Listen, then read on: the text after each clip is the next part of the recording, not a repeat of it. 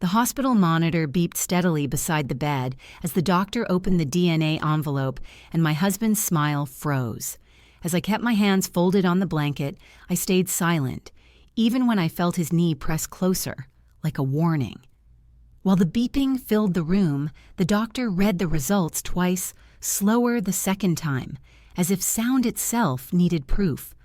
The same rhythm echoed in my chest as I realized the baby they called hers carried only his name and mine. That's when it became clear I was never a surrogate, just the convenient truth they hoped wouldn't surface. Still listening to the monitor keep time, I decided I wouldn't explain myself. The evidence already had. Before we start, I'd love to hear where you're watching from. If you enjoy the story, please hit like, subscribe, and join our community. It really helps us grow. The coffee smelled burnt, bitter, like it had been sitting in the pot too long, but I didn't have the energy to make a new pot. The morning light sliced through the kitchen window, too bright, too sharp. I wasn't fully awake, not in the way you're supposed to be, but I had to sit here, had to listen to what Cole was about to say. My hands felt cold against the mug, and my stomach churned with something I couldn't quite place. Cole stood across from me, leaning against the counter, looking as polished as always, like he was ready for work. His posture was casual, but his eyes were intense, fixed on me. He seemed almost rehearsed. "Brielle's desperate," he said, his voice low, tight. "I can't just sit back and watch her suffer." Brielle, the friend, always showing up with that practiced, grateful smile. I had no idea why she was suffering, but something in Cole's voice made my spine tighten. "Desperate for what?" I asked, my voice a little shaky, but I couldn't stop it. "What do you mean?" Cole stepped closer, his eyes softening. His hand landed on my shoulder, warm but heavy, like a weight I didn't know I was carrying until it was there.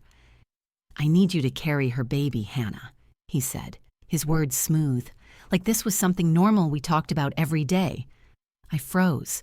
I stared at him, unsure whether I'd heard him right. "What?"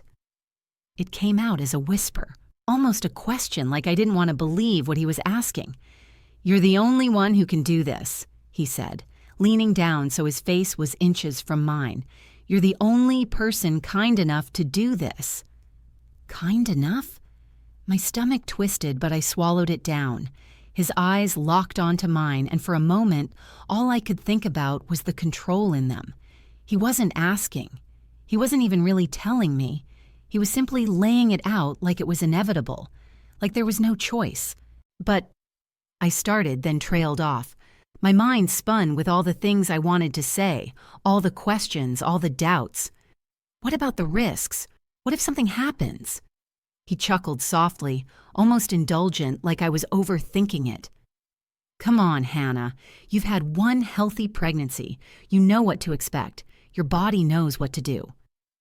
My body. The words hit me like a slap. I wasn't a person anymore. I wasn't even a mother. I was just a vessel. "You promised me this wouldn't be complicated," I muttered, my voice smaller than I wanted it to be. "It'll be just 9 months," Cole said, his voice too smooth. "Just 9 months, and then it'll be over." 9 months. A loaned favor. I could feel the words settle in my chest, heavy and wrong. I didn't know how to say no. I didn't know how to breathe past the guilt he was pressing on me. "Don't be selfish," Cole added, kissing my forehead, like that was supposed to erase everything. Selfish. The word he always used to shut me down. My throat tightened, and I wanted to scream, but I couldn't. I couldn't even speak. He stepped back, waiting for me to say something, but all I could do was sit there, feeling the weight of his demand pressing down on me, like I didn't even matter. The doorbell rang, and for a moment, I just stared at it. Something about the sound of it sent a shiver down my spine, but I couldn't place why. Maybe it was because I knew who was standing on the other side. When I opened the door, Brielle was there, standing in front of me like she'd walked out of a perfume commercial. Her scent was overpowering, thick with something floral and expensive. The kind of fragrance that always made me feel like I should be wearing something nicer, like I wasn't doing enough with my life. She flashed that rehearsed, over-the-top smile, her eyes glistening like she'd been crying, but I could tell it was for show. She was the kind of woman who wore her emotions like an accessory. "Oh, Hannah," she said, her voice sweet and saccharine, like she was reading lines from a script. "You're an angel. I don't know what I would do without you." I didn't know how to respond to that, so I just gave her a tight smile, trying to ignore the nagging feeling that something about her presence was off. It was always off, but now it felt like something more. I stepped aside, allowing her into the house, and as she walked past me, I caught a glimpse of Cole hovering just behind her. His expression was soft, almost too soft, like he was trying too hard to look caring. It wasn't the look he gave me. He was giving her the attention he hadn't given me in months, maybe longer. His eyes lingered on her as she walked through the door, his hands smoothing the back of her jacket in a way that made me feel invisible.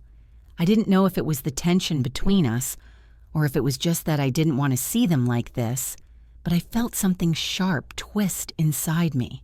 Brielle settled herself on the couch, folding her legs beneath her, while Cole made himself busy in the kitchen, preparing dinner.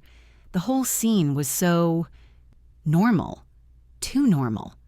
It was like watching an actor perform a role they didn't deserve to play. "So, how are you doing, really?" Brielle asked, turning to me with that unsettling look of concern. "I mean, this whole thing has to be a lot, right?" I nodded, biting the inside of my cheek. I wanted to say something real, but I couldn't. Not with her sitting there like she owned my space. She reached out, touching my stomach, her fingers cold against my skin. It was such an intimate gesture, and yet it felt like she was claiming me. She rested her hand there for a moment, like my body was public property. "Some women are just built for motherhood," she said, her voice dripping with something I couldn't name, but I could feel it on my skin. I pulled away instinctively, but she didn't notice. She was too busy staring at me like I was a piece of art she didn't fully understand. The dinner table was quiet, save for the clink of cutlery and the soft hum of the overhead lights. Brielle kept talking, rambling about her life, her job, and suddenly there was this eerie comfort to the way she spoke about Cole, things she shouldn't have known, details I hadn't shared with anyone. "Oh, Cole always takes his steak medium rare," she said, laughing lightly, as though it was the most normal thing to know. "And he always sleeps with one pillow between his knees. It's adorable." I felt my stomach tighten. He'd never told me that. He'd never shared those little pieces of himself with me. I cleared my throat, trying to keep the words in, but I couldn't stop myself. "Why don't you have family helping you out with this?" I asked, my voice rougher than I meant it to be. Brielle looked at me with those wide, glossy eyes and gave me a smile that felt too rehearsed to be genuine. "Cole understands me better than anyone," she said, her words hanging in the air, thick with something I couldn't define. The room went tight. I could feel it, like the air had suddenly become too dense to breathe. Something in me cracked, but I didn't say anything. Cole, still at the stove, didn't even look up when she said it. His back was turned, but the silence between us screamed louder than anything he could have said. My heart started to race, and the thought that had been hovering just beneath the surface broke free. She knows too much about him, about us. But I didn't know how to fight it. Not yet. Not while she was here, with him, in my house, in my life.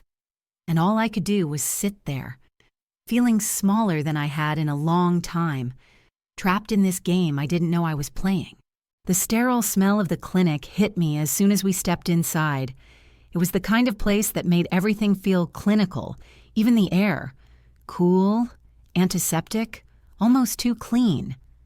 The fluorescent lights hummed above us, casting everything in a harsh, lifeless glow.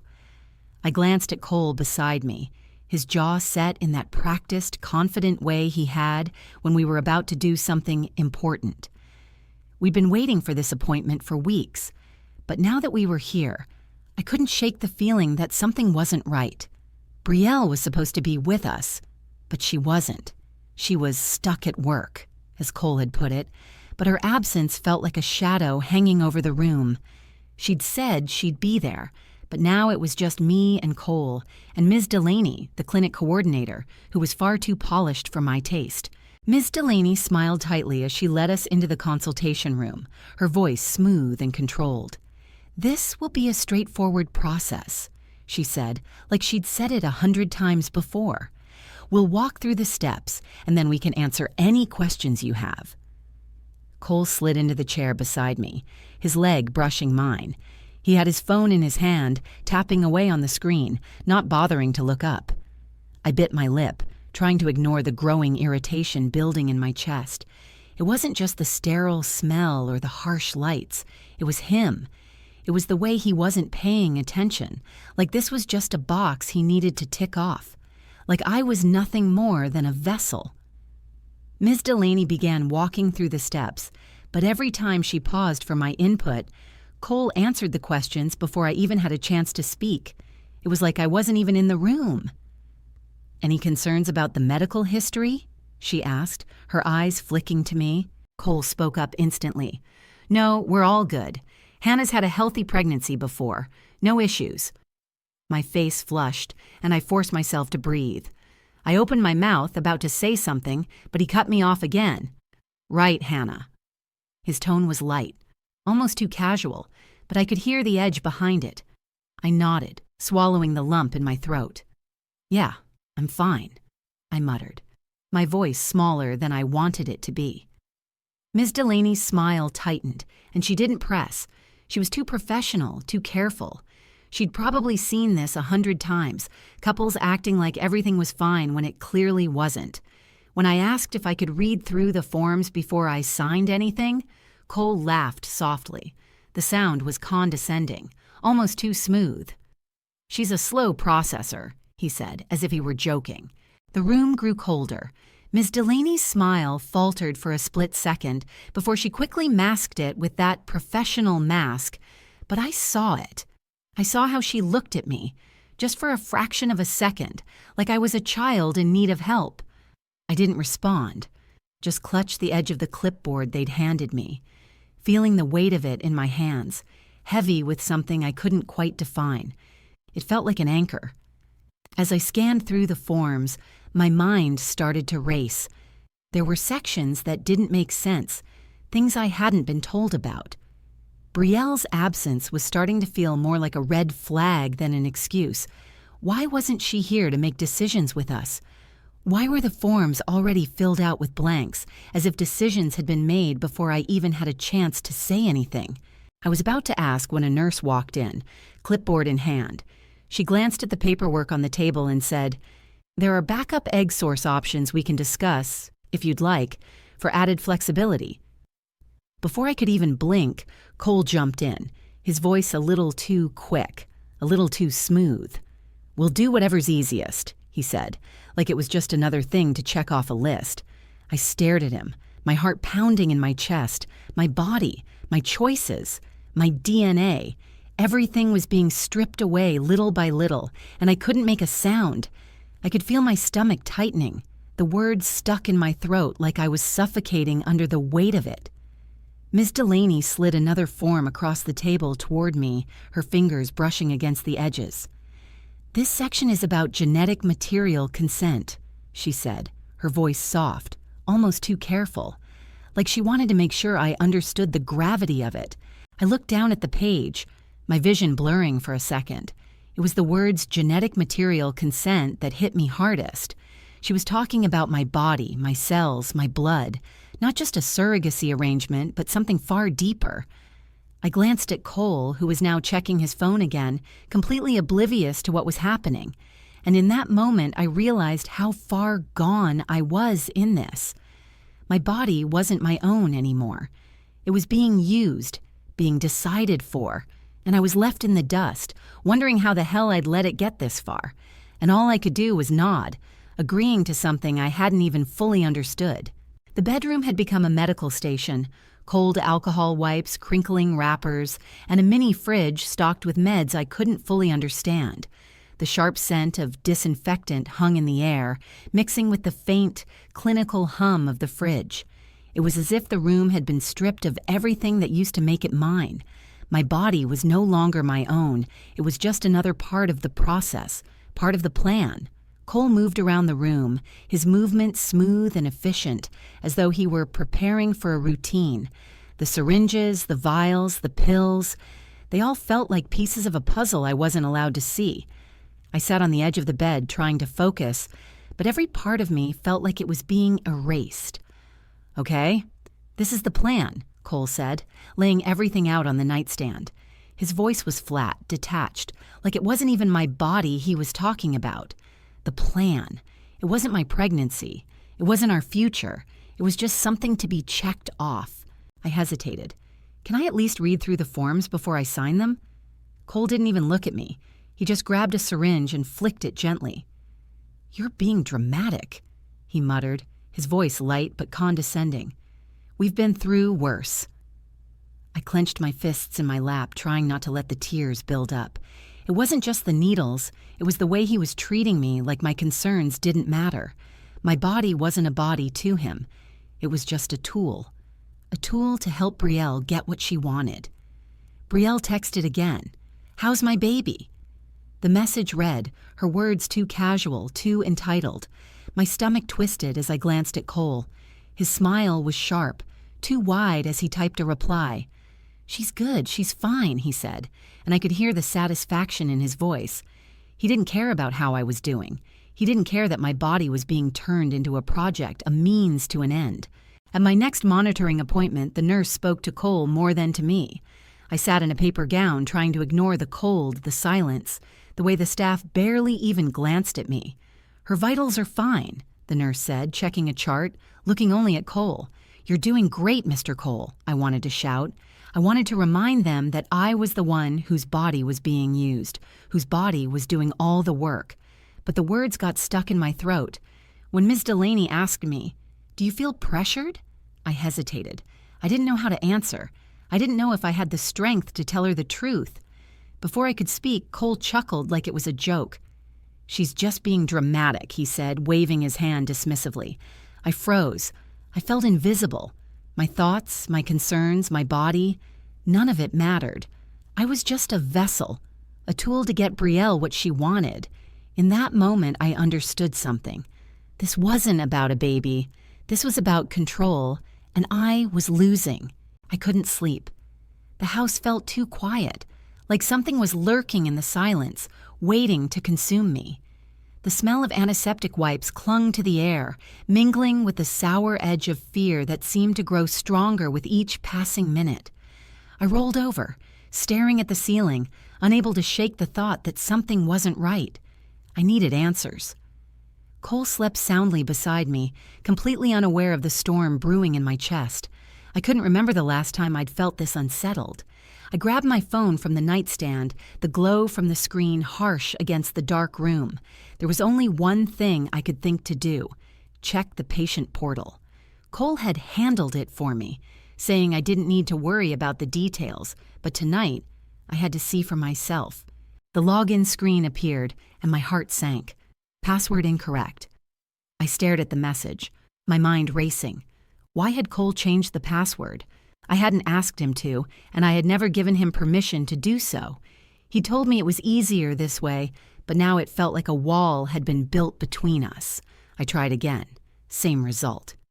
Frustrated, I clicked on the recovery link sent to my email. My hands were shaking as I typed in the new password, hoping this would lead me to the truth. The screen finally opened to the transfer summary, and I began scrolling, my heart pounding in my chest. Then one line stopped me cold. Oocyte source patient, Hannah Asachor Saint. Sperm source Cole. My breath caught. I stared at the words, unable to process what I was reading. Oocyte source, my eggs, my DNA. I wasn't just carrying a baby for Brielle, I was carrying Cole's and my own child. Brielle's name was nowhere in that section. She wasn't listed as a genetic contributor. The words felt like a punch to my gut. I scrolled further. The sentence that followed made my stomach churn. Patient agreed to retrieval as contingency. A contingency I had never agreed to. My consent wasn't just ignored, it was fabricated. The signature at the bottom of the page looked like mine, but there was something wrong about it. It didn't look right. It didn't feel right. The truth hit me like a wave. I wasn't just a surrogate. I wasn't just helping Brielle. They had used my eggs without telling me. They had used me, my body, my DNA for their own purposes. My heart pounded in my ears as I stared at the screen. I had been manipulated. I had been lied to. This wasn't just about carrying a child, it was about control. I wasn't just a vessel for their dream. I was a tool, used without my consent. My body reduced to something they could take from. I wanted to confront Cole right then and there, but I couldn't. Not yet.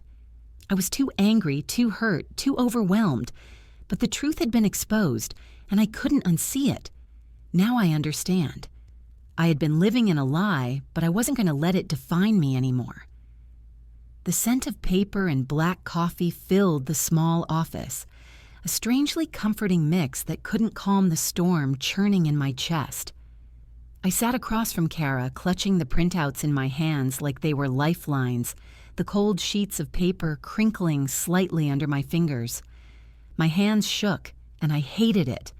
I hated feeling so powerless, but I couldn't stop the tremor in my fingertips. Kara was calm, her posture relaxed as she reviewed the documents. She wasn't rushing, wasn't pressing me for answers. She was just waiting. I wished I could be as composed as she was, but every part of me felt like it was about to crack. "Are you sure about all this?" she asked, her eyes flicking up from the pages to meet mine. Her voice was soft, but there was a weight to it. I hesitated, biting my lip. Sure? How could I be sure? I'd trusted Cole. I'd trusted Brielle, and I'd been so desperate to believe in the good intentions behind it all. But now I knew what I'd missed, how blind I'd been. "I thought I was just helping," I said, barely above a whisper. Saying it out loud made me feel foolish, like I was admitting some kind of naivety.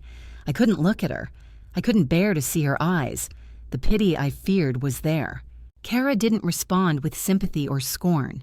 She just nodded, her eyes steady. "You were manipulated," she said, her voice unwavering. "That's not foolish. It's not your fault." I exhaled, the weight of those words settling in my chest. It wasn't my fault. I wasn't crazy. I wasn't crazy. For the first time, someone else saw it, understood it, and I didn't have to carry the guilt anymore. Kara leaned forward slightly, tapping a pen against her desk. "The legal reality here is this. What they've done to you is called reproductive coercion. They used your body, your eggs, without your full, informed consent. The signature they have..." She pointed at the paper in front of me. "It's forged." I blinked, the words hitting me like a physical blow. Reproductive coercion. Forged signature. I hadn't realized how deep the betrayal went. My body, my DNA, had been used without my knowledge, without my consent. I felt sick, like the ground beneath me was crumbling away. Kara continued, laying out the plan with a calm efficiency that almost felt too cold for the situation. "We can subpoena medical records. We'll get access to everything. The clinic's audit logs, the details of who signed what, when, and from which device." The reality of it settled over me like a wave. This wasn't just about me carrying Brielle's child. It was about something far worse, something I hadn't fully understood until now. "Do not confront Brielle alone," Kara added. "Don't announce your strategy. Everything must be documented. Keep your interactions in writing." I nodded, my head spinning. There was so much to do, so much to figure out. But Kara had given me a roadmap, a way to fight back, to reclaim control. Leaving her office, I felt a small flicker of clarity in the midst of the chaos. Today, I know, taking the first step toward the truth is never easy, but it's the only way forward. It started slowly, almost imperceptibly at first. Cole began taking control of everything, my schedule, the grocery list, even the smallest decisions. "Just to help you out," he said, but it never felt like help. It felt like an invisible thread pulling tighter, tightening around me. It wasn't just the appointments at the fertility clinic or the countless monitoring visits. It was everything. He decided when I ate, when I rested, and most infuriating of all, when I was allowed to talk to people. "Your phone's full of stress," he said one night, pulling it from my hand with that same smile he'd worn when he first asked me to be Brielle's surrogate.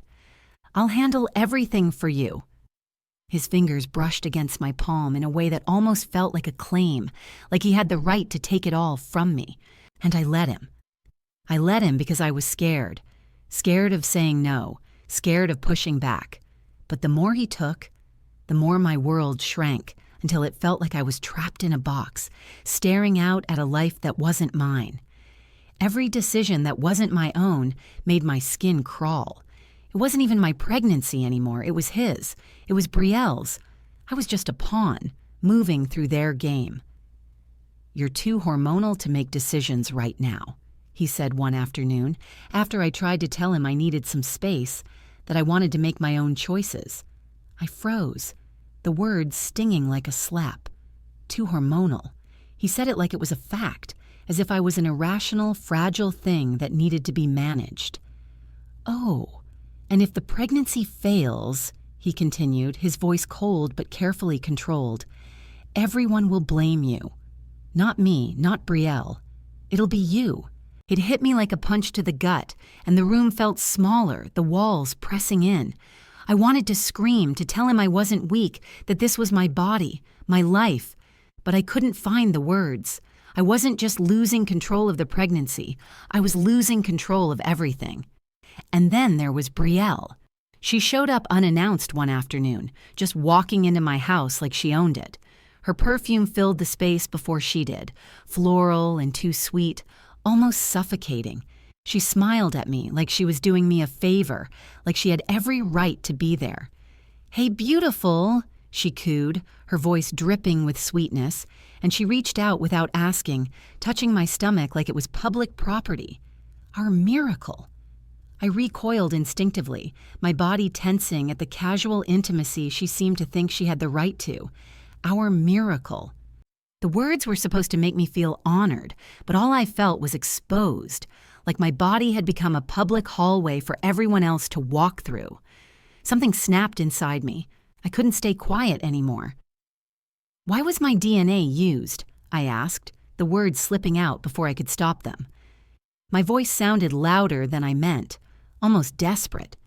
She blinked slowly as if she were trying to understand why I would even ask such a thing. "Cole said you'd understand," she replied, the words flat, like my consent was just something he had decided for me, like it was a mood, a suggestion. She said it like it wasn't even a question, like it was normal.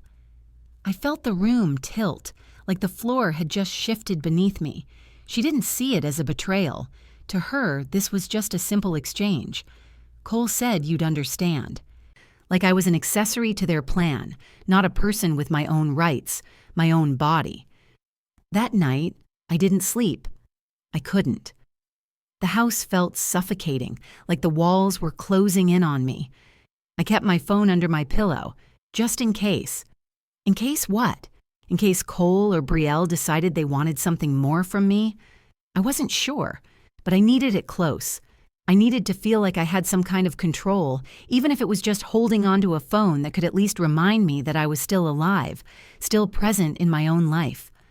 I lay there, listening to the quiet house.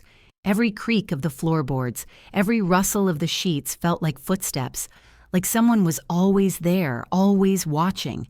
Maybe it was just my mind playing tricks, but I couldn't shake the feeling that the house itself was watching me, waiting for me to make the next move.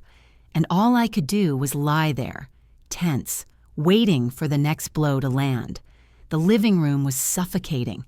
Pastel decorations hung from the walls, balloons bobbed lazily in the air, and the cake sat at the center of it all, glowing under the harsh lights like it was the most important thing in the room.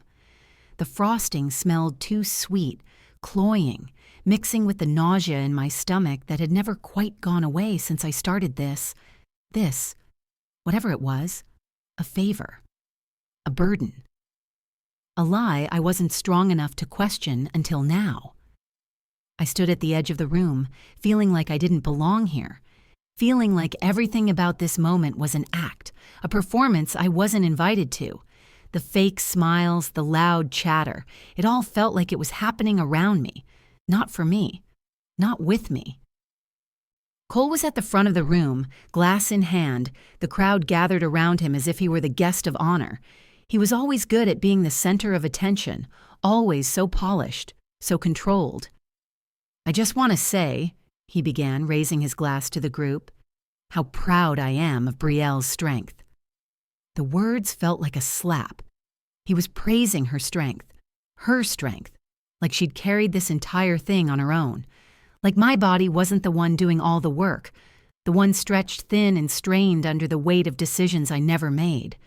But no, it was Brielle's strength that mattered. I forced myself to look away before anyone could see the bitterness creeping into my face. I felt small, invisible. And Cole? He was smiling. His eyes never left Brielle as he spoke, like she was the sun and he was orbiting her every word. Then, someone, one of them, asked me the question that I hadn't been ready for. It felt like a joke at first, like I had to laugh it off. "Do you feel attached?" the woman asked, her voice high-pitched with curiosity, as if it was an innocent question. Brielle laughed before I could even open my mouth, that same practiced, rehearsed laugh she always had ready. "Oh, she's just the carrier," she said, her voice breezy, dismissive, like I wasn't even standing there. The word carrier landed like a slap across my chest. Just the carrier. My stomach twisted. My body was reduced to nothing more than a vessel, a container for Brielle and Cole's dream. And Cole? He didn't say a word. He didn't correct her, didn't soften it, didn't even look at me. It was like I wasn't even in the room, like I was just furniture the room had borrowed for a while, waiting to be returned. I stood there, feeling the heat in my face, the sharp sting of humiliation pressing against my chest. But I didn't move. I couldn't.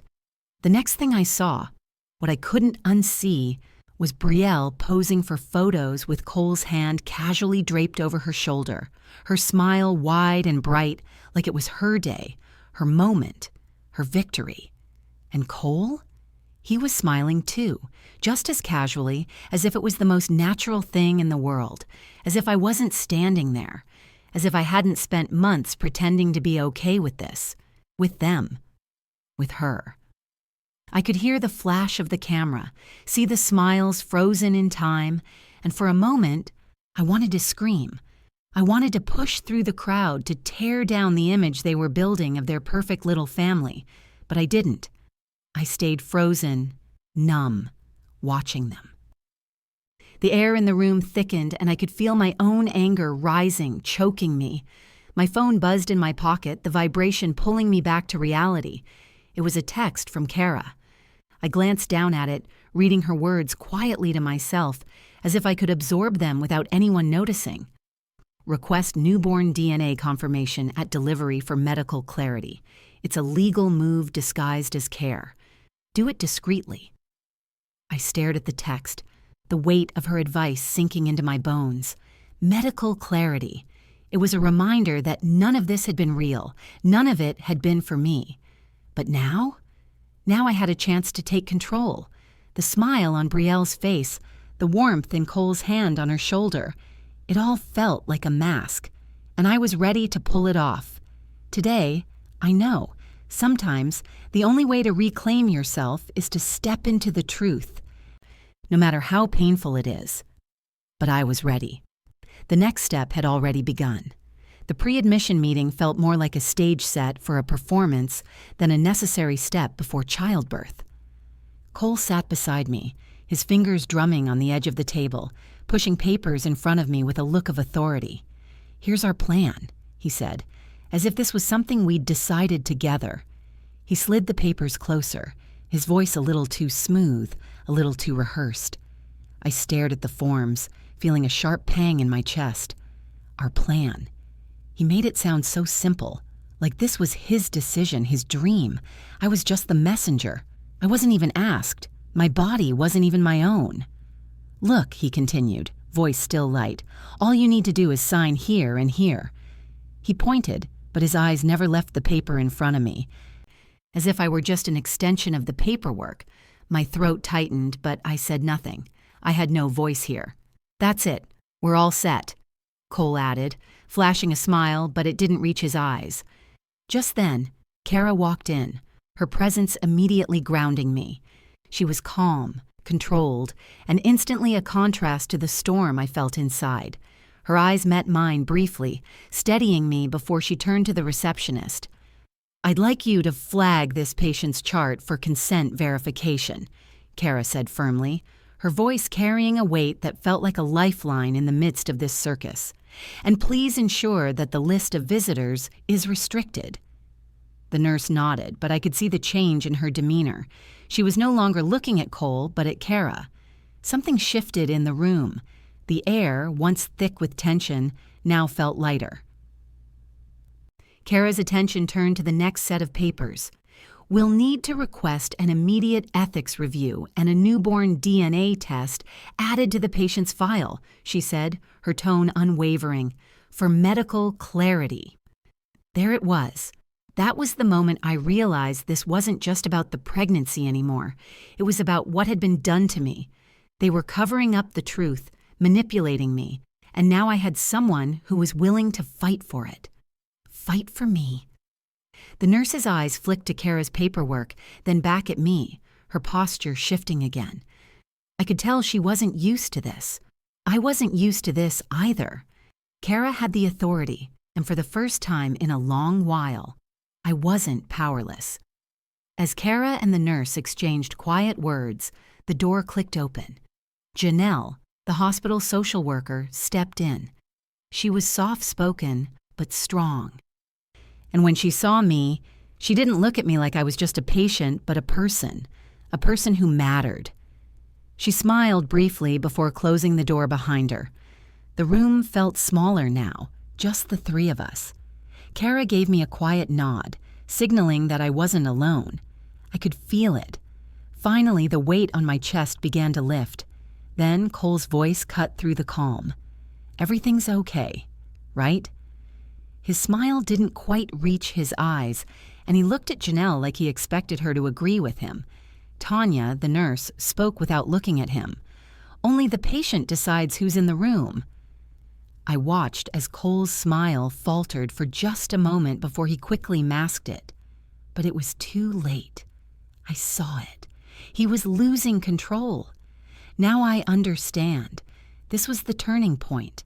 For the first time, I wasn't just carrying their secret. I was taking back control of my story. The soft hospital lights flickered above me, casting long shadows on the walls as I lay in the bed, my body trembling with each contraction. The machines beeped steadily, cold and indifferent, as though they cared only for the heartbeat, not the turmoil inside me, not the betrayal, not the isolation. I focused on my breathing in and out, trying to stay grounded in the moment. I tried to block out everything else, the weight of Cole's presence, the silence between us, the looming memory of everything that had happened. But it wasn't enough. Every breath felt heavier, like it was pushing me further away from myself. Then I heard Cole's voice. "Stop making a scene," he said, the words sharp and dismissive. He stood at the foot of the bed, arms folded, watching me like I was an inconvenience. His tone felt like a slap. I stared at him, shocked. "What?" I managed, my voice barely above a whisper, but the anger burned inside me. He had the nerve to tell me I was making a scene? I was in labor, in pain, and he thought I was overreacting? Cole turned away from me, speaking to the nurse as if I weren't there. "She's overreacting. She's emotional." The words stung more than the contractions.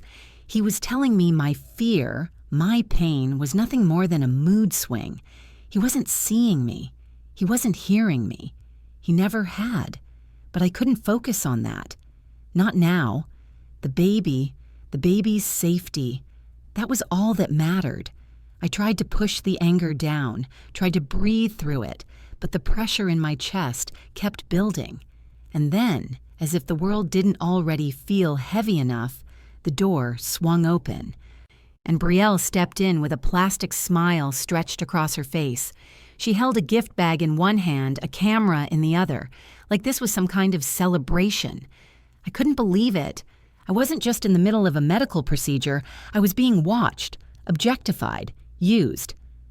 Brielle was stepping in, intruding, acting like this was her moment. But Tanya, the nurse, didn't hesitate. She moved quickly, stepping in front of Brielle and blocking her way to the bed. "You can't come in," she said, her voice firm. Brielle stood there for a moment, blinking like she hadn't expected to be stopped. But she finally turned away, the click of her heels echoing down the hallway. I couldn't stop the small sense of relief that washed over me. For the first time in what felt like forever, someone was standing between me and them, protecting me. Not them. I heard Cole's voice in the hallway, his words sharp and cutting. "She doesn't get to change her mind now."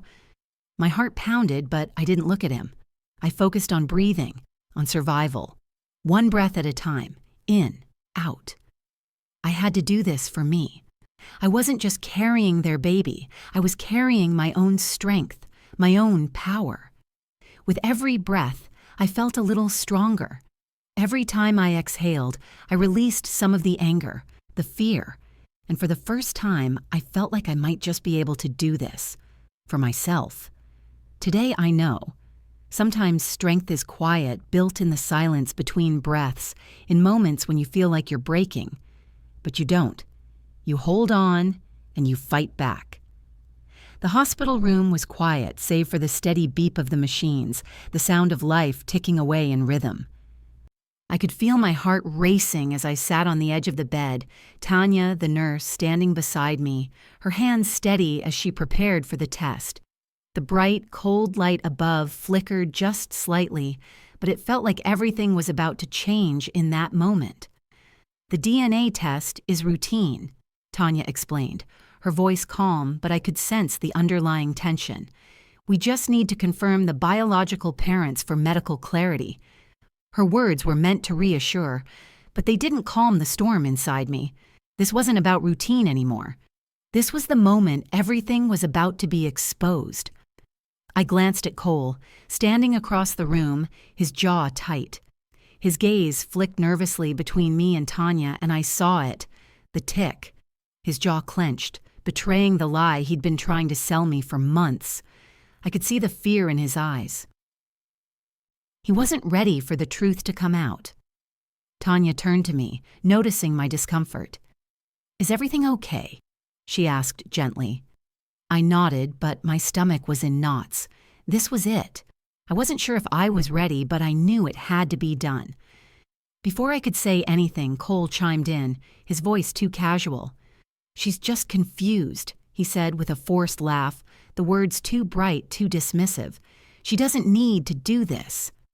The nerve. He was still trying to control the narrative, to make me doubt myself, to make me believe he was the one in charge. But I wasn't going to let him do it this time. Tanya looked at him, her expression calm, unfazed. Then she turned to me, her voice soft but firm. "What do you want, Hannah?" she asked. The question hit me like a punch. What do I want? I'd been asking myself that for so long, and now, for the first time, I had the chance to decide. I wasn't just a pawn in their game anymore. I could decide. I took a deep breath. "I want the truth," I said, my voice steady despite the storm inside me. Tanya nodded without a word, picking up the swab gently. The air around me seemed to hold its breath as she took it and moved towards the baby. And in that small moment, I felt something shift inside me. For once, I was in control. Then, a voice outside the door cut through the silence. "Brielle, please," she said, her voice desperate. "I need to hold the baby. I'm the mother." I felt something cold settle in my chest at her words. She thought she could take control, that this was her moment, but it wasn't. I looked at Cole then. His fingers were moving too fast on his phone, tapping out texts to someone, anyone, not me. His phone screen glowed in the dim room, reflecting his nervousness, his frantic attempts to keep everything in his hands. Tanya turned to me, waiting. "Are you ready?" she asked, her voice calm and steady. I took another breath. "Yes." Today I know. Sometimes you don't realize how much power you have until you take that first step to reclaim it. The truth is a force, and I was finally ready to let it unfold. I was barely holding it together. The exhaustion from the delivery still lingered, but I was starting to breathe again, really breathe, without the weight of everyone else's expectations crushing me. As I sat there in the quiet of my bedroom, the door half open, I could hear the muffled sounds of the house around me, the hum of the refrigerator, the distant rustle of papers, but it all felt so far away, like I was watching someone else's life unfold. That was when I noticed my phone buzz on the nightstand, a bank alert. A new payee has been added to your account. My heart skipped a beat as I picked it up. Cole had accessed our joint account again. My blood ran cold as I scrolled, reading the details. A new payee, for baby expenses, as if that was the excuse he'd been feeding me for months. I tried to brush it off, tried to convince myself it was just a mistake, that I was overreacting. But then I saw it. The total. He'd moved more money than I thought was even in there. My stomach dropped. I wasn't just cut out of the decision. I was being locked out entirely. His name was now the only one on the account. I took a shaky breath, trying to stay calm, but I could feel the panic rising in my chest, pushing me to do something, anything, to stop him. I needed to know what he was doing, where the money was going. I grabbed my phone, dialing Kara's number with trembling hands. When she answered, her voice was a lifeline. "Hannah, are you okay?" "No," I choked out, the words spilling before I could stop them. "Cole's transferring money. I can't access the account. He added a new payee." Kara didn't hesitate. "I'm filing emergency restraints on marital assets right now," she said, her voice calm but authoritative. "We'll also request temporary orders to prevent any new debt from being added under your name. Don't worry, we'll stop him." Her confidence made me feel like I wasn't completely powerless, like there was a way out of the mess Cole had created. But there was still so much I didn't know, so much hidden under the surface. Within minutes, Kara's office called back. Mr. Hargrove from Clinic Compliance, the one person who seemed to care about the truth of what had happened, was on the line. "Kara, it's Mr. Hargrove. I've got the audit logs for you," he said, his voice clipped, matter of fact. Cole accessed the clinic system multiple times at odd hours. His device, along with staff logins, shows activity after hours, beyond normal hours of operation. The blood drained from my face. They hadn't just manipulated me. They'd manipulated the system, too. Cole had been covering his tracks all along. I wasn't just locked out of the bank account. I had been shut out of everything, left in the dark, while he made decisions without me, without my knowledge. "I'll make sure it's all documented," Kara replied, her voice smooth but with a sharp edge I hadn't heard before. "We'll use this information in court." A knock at the door interrupted me, and I looked up to see Sasha standing in the doorway, a box in her hands. She stepped inside, setting the box down on the bed. "I brought your stuff," she said, her voice low. "Documents, personal things. I thought you might need them." Sasha's eyes met mine, and I saw the concern in them. She hadn't spoken to me about everything going on, about the betrayal, about the lies, but I knew she was seeing it now. She knew something had shifted. I opened the box slowly, rifling through it. There were files, old receipts, personal papers, everything that had been taken from me. The papers felt like a lifeline, like a bridge back to the life I'd lost. Sasha leaned in, her voice a whisper. "He's panicking," she said, the words barely audible. "He's trying to cover his tracks before everything comes out." The word panicking hit me like a shockwave. Suddenly, everything made sense. Cole wasn't just trying to control me anymore. He was scrambling, desperate to keep everything under his control. And for the first time, I saw the cracks in his armor. Today, I know. Sometimes the truth doesn't come all at once. Sometimes it starts with one small revelation, one detail you didn't see before, and from there, the pieces start to fall into place.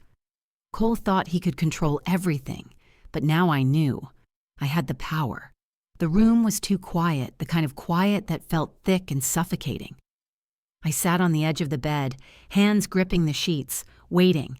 The smell of antiseptic clung to everything, and the constant beep of the monitors felt distant, like they were coming from somewhere far away. Tanya, the nurse, stood in front of me, holding the file with the results in her hands. Her expression was calm, composed, but I could see the tension in the way she held herself. She looked down at the paper, her eyes scanning the results with careful professionalism, but I could feel the weight of every second as I waited.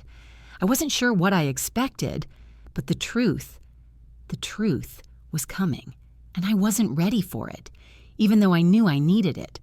She spoke quietly, her voice steady but carrying the weight of what she was saying. "The DNA results are in," Tanya said, glancing up at me before turning the page. "The baby is genetically yours and Cole's."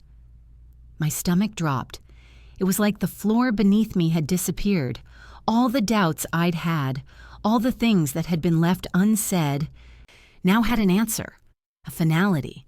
The words hit harder than I thought they would. The baby, my baby, was mine. And yet Brielle, who had claimed this was hers from the start, was not the genetic mother. She had no claim, no tie to this child. Tanya continued, but her words blurred for a moment as the gravity of the situation settled over me. Brielle wasn't part of the picture. She never had been.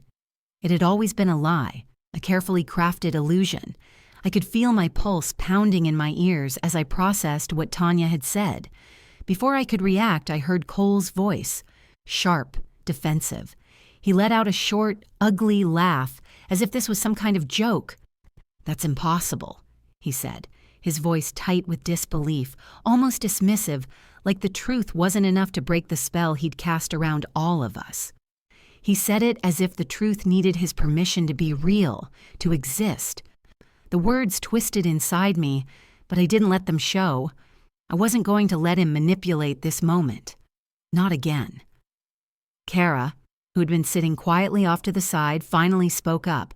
Her voice was clear and firm, cutting through the tension in the room. "I'll need the written report along with the chain of custody confirmation," she said to Tanya, her words leaving no room for argument.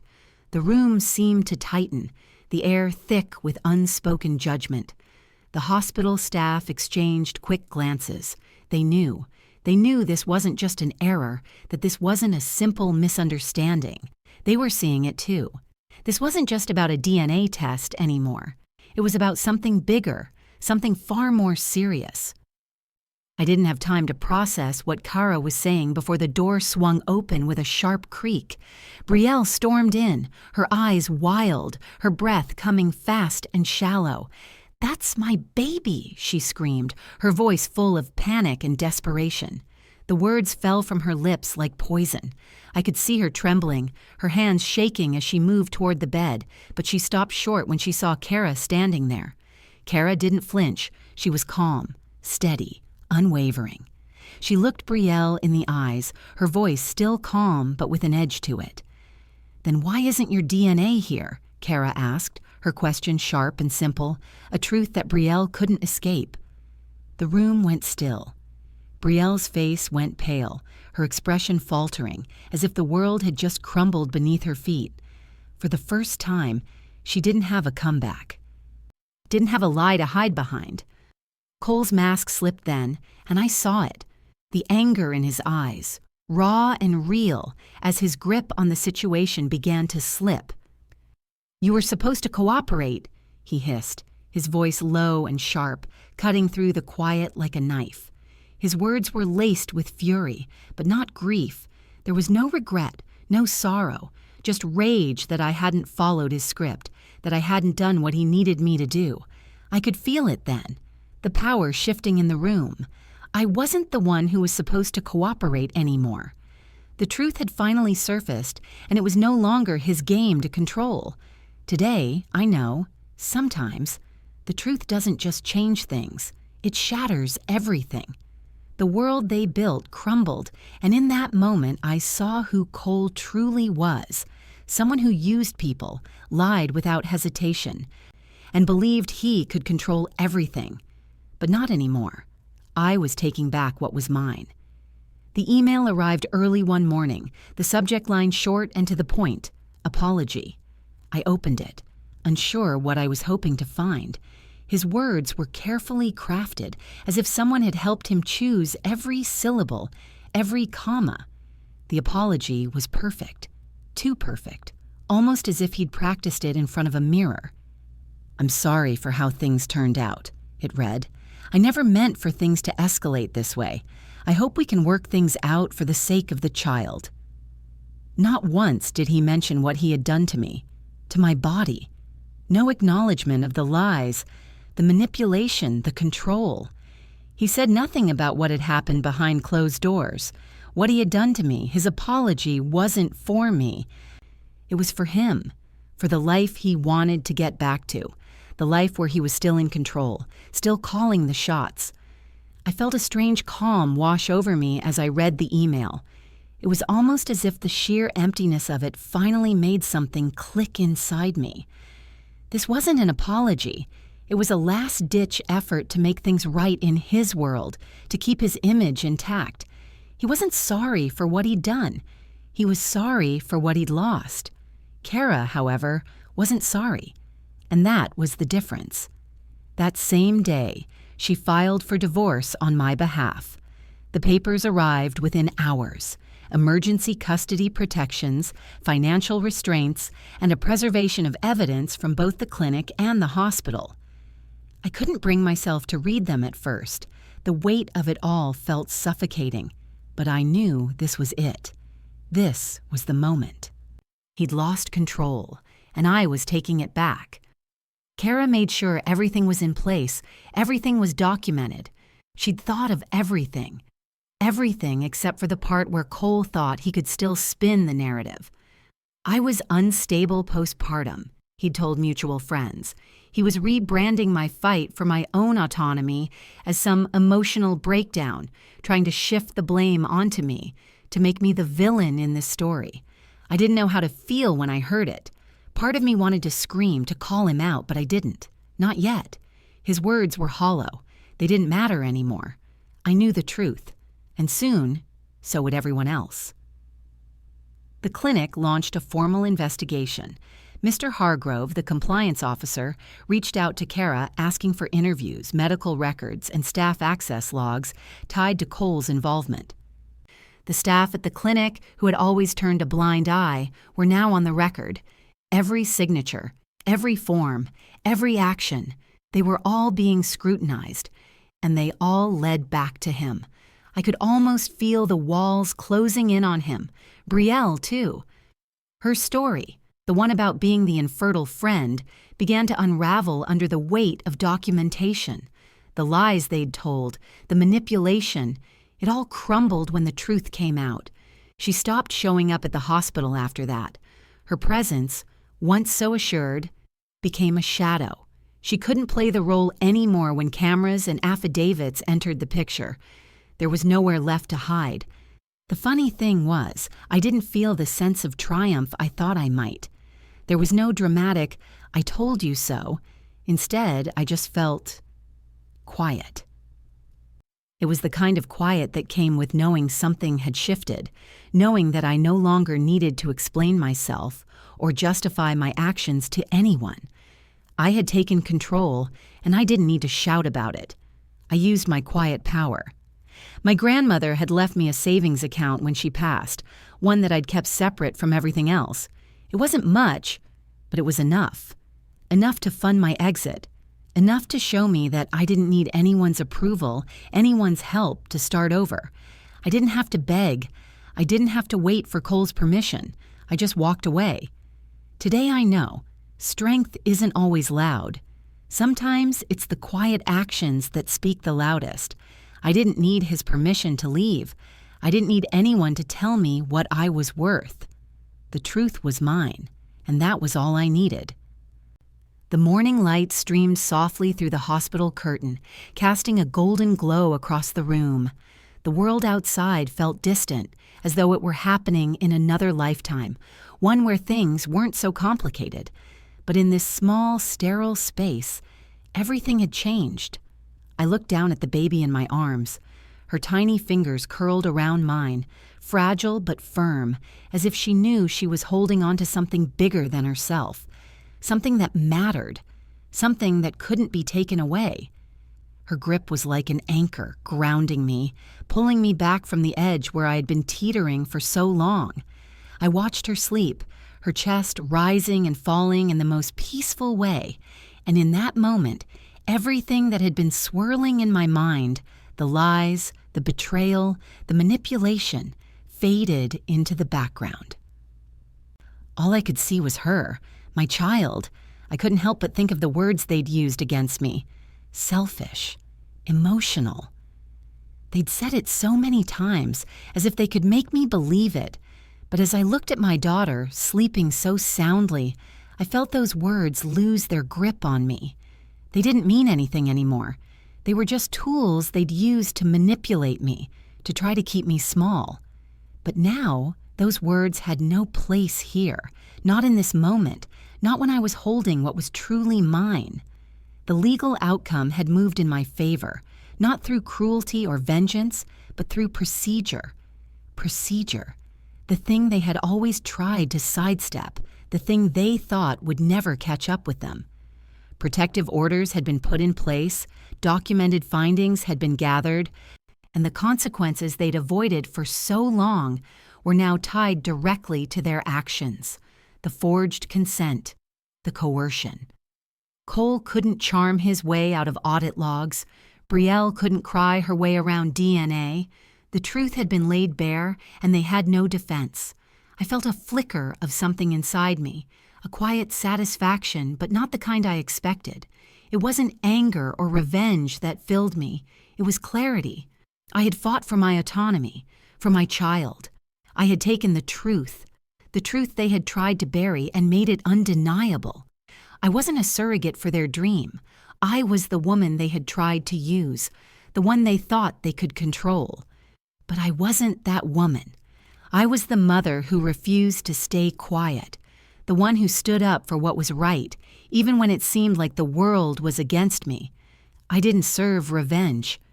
I served truth, steady, documented, undeniable. It was the kind of truth that had no need for dramatics. It didn't need loud declarations or fiery speeches. It was just there, clear and firm, like a mountain that couldn't be moved. And in that truth, I walked forward. I walked forward with my name intact, with my dignity restored, and with my baby in my arms, safe, loved, and protected. No one could take that from me.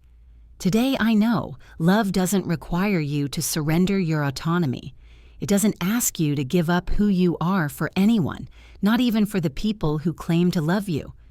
Love is about standing your ground, even when the world around you tries to tear you down. It's about choosing yourself, choosing your child, and choosing truth over everything else.